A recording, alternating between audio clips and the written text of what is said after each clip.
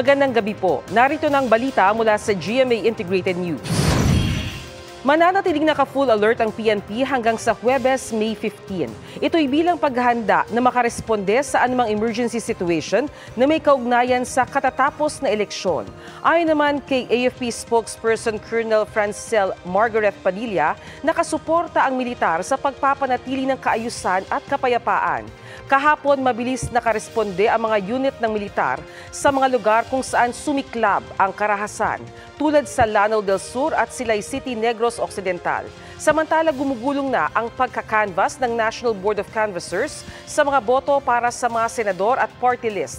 Sa tansya ni COMELEC Chairman George Erwin Garcia, maaaring Biyernes o Sabado ay makapagproklama na sila ng mga senador. Maaaring mas matagal ng ilang araw ang pagbibilang sa party list. Para sa mas malaking misyon at mas malawak na paglilingkod sa bayan, ako po si Bernadette Reyes ng GMA Integrated News, ang News Authority ng Pilipino.